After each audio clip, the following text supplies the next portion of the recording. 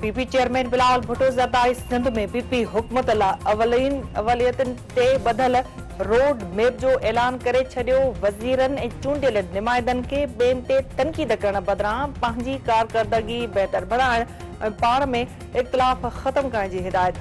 संदसि चवणु आहे त अवाम नफ़रत वारी सियासत खां मायूस आहे। हुकूमत खे पीटीआई बानी बदिरां अवामी मसइलनि ते ध्यानु ॾियणु घुरिजे। अवाम नफ़रत वारी सियासत में दिलचस्पी नथो रखे ऐं चाहे थो त संदनि मसइला हल थियनि। पीपी जेका तारीख़ी कामयाबी माणी आहे त हू चाहे थो त पार्टी ॾींहुं राति महिनत करे त जीअं अवाम जी उमीदुनि ते पूरो लहिजे।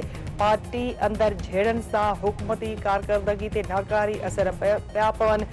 6 महीना गुज़रण बावजूदि काबीना सुस्त नज़र अची रही आहे। असेंबली मेंबरनि खे ॾुख में पंहिंजे तक जे अवाम सां बीहण ऐं संदनि आवाज़ उथारणु घुरिजे। खेनि हाणे बदिलियुनि ऐं मुक़ररनि वारी सियासत बंदि करणु घुरिजे। वज़ीर आज़म शहबाज शरीफ़ सिंध सां कयल वाइदा पूरा करे। वज़ीर आज़म शहबाज शरीफ़ जो चवणु आहे त हू माज़ी में रहंदा त कुझु बि हासिल न करे सघंदा। माज़ी खे छॾे अॻिते वधंदा तॾहिं ई कामयाब थी सघंदा।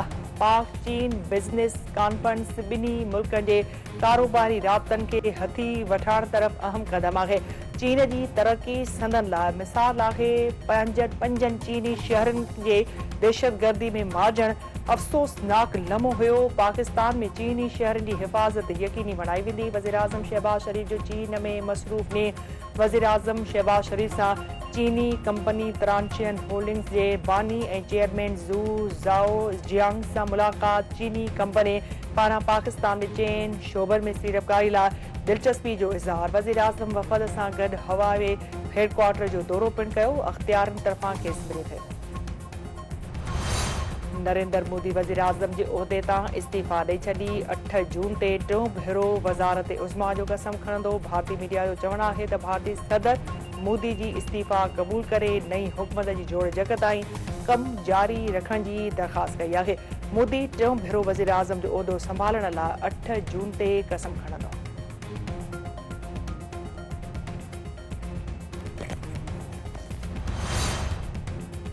समाजी अॻवान सारिम बनी इंसानी स्मगलिंग जे इल्ज़ाम हेठि अमरीका मां वापसी ते कराची एयरपोर्ट तां गिरफ़्तार।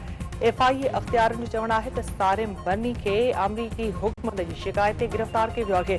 मथस इल्ज़ाम आहे त हुन ॿारनि जी स्मगलिंग कई आहे। 16 खां 17 ॿार स्मगलिंग करण जा सबूत आहिनि। हैदराबाद जे इलाइक़े प्रेटाबाद में सिलेंडर धमाके जा वधीक 5 ज़ख़्मी फोत अंग वधी 23 थी वियो। फोतुनि में 15 वरहनि जो काज़ी मोहम्मद हसनैन, 65 वरहनि जो अल्ताफ़, 15 वरहनि जो अहमद रज़ा, निंगरी मां नूर ऐं निंगर हरम शामिल आहे। वॾे वज़ीर सैयद मुराद अली शाह सहाफ़ी नसरुल्लाह गडाणी जे क़त्ल जी अदालती जाच जो हुकुम ॾेई छॾियो। सूबाई घरू वज़ीर खे ख़त लिखी अदालती जाच कराइण जी हिदायत। सहाफ़ी तंज़ीमुनि पारां अदालती जाच लाइ वॾे वज़ीर खे ख़त लिखियो वियो हुयो।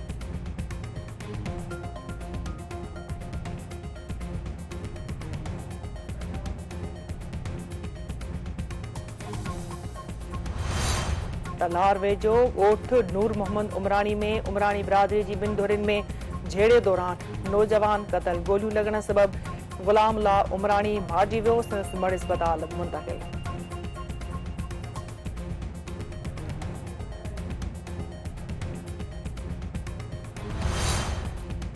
कड़ियो घंवर वेझो गुम थियल औरत गेनी कोलीअ जो तशदुद थियल लाश।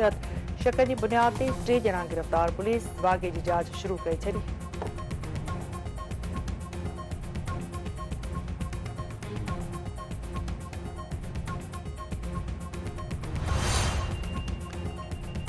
ऐं T20 क्रिकेट वर्ल्ड कप में आयरलैंड भारत खे मैच खटण लाइ 97 रन्सुनि जो हदफ़ ॾेई छॾियो। भारत जी हदफ़ हासिल करण लाइ बैटिंग जारी।